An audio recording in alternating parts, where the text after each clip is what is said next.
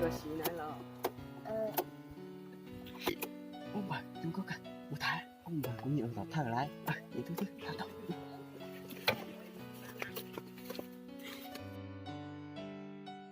bọn nhau về hồi trà này không liền hộp ra nào mấy của nhìn sớm mua xí bên này nhở mua mẹ gì với mỏ từ mùa nhở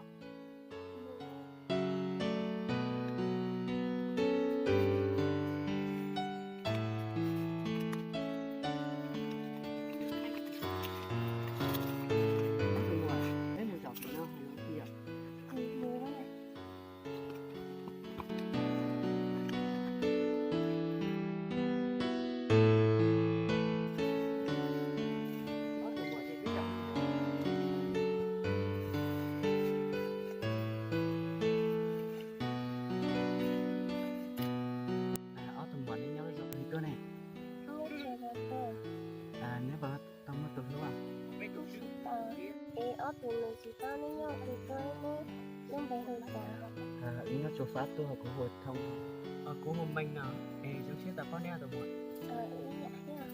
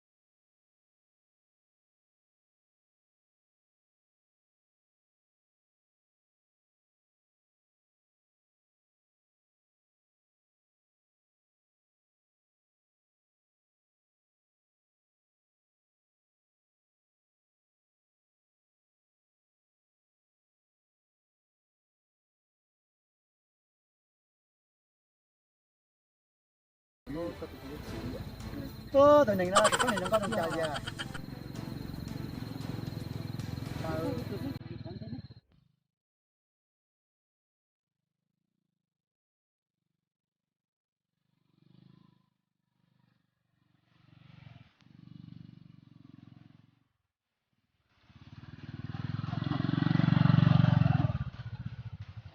được đâu bỏ rồi làm câu thì bỏ rồi này luôn đón đâu bây giờ nó nào rồi mua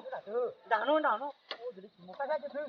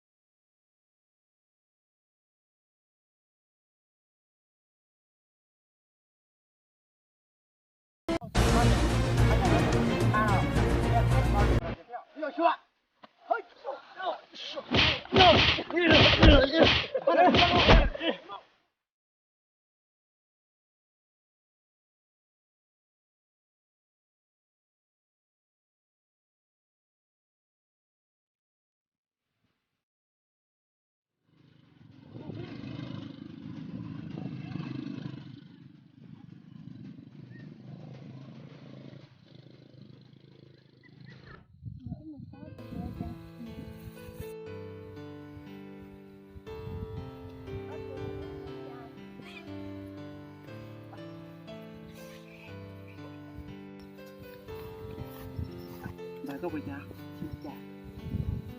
ở từ ngoài nhận đầu sai thì nhớ ở mùa chị ạ Thì mình đang muốn à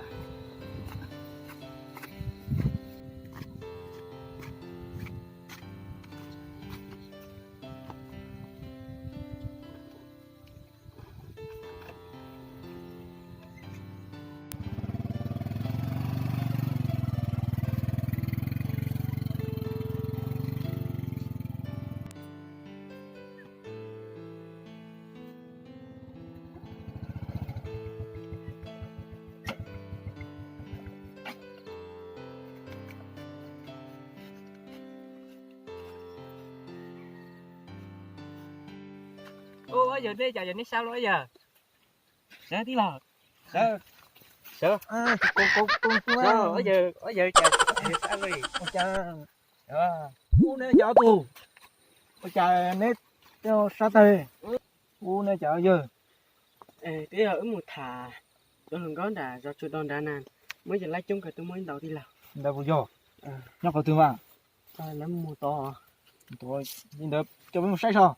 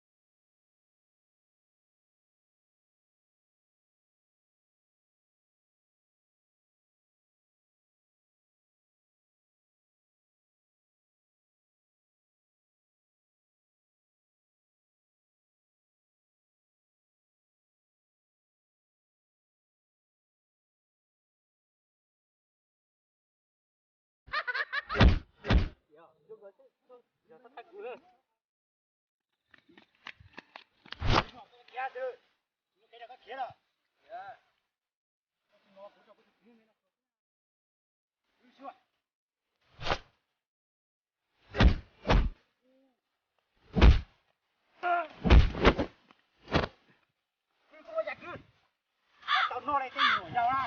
sáng tôi thì nó có cái kia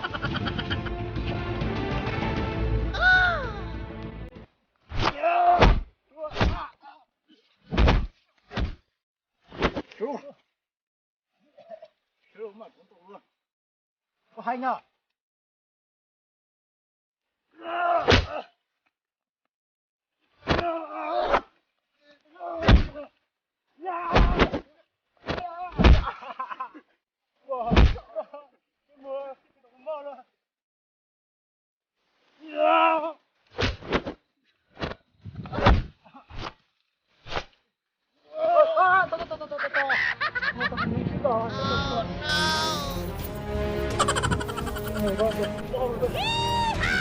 Sư mua, sư qua đó. Mùi nhà sư, giờ chỉ không một cái đẹp như tháng nữa. Giờ phải nhất, chắc khôn.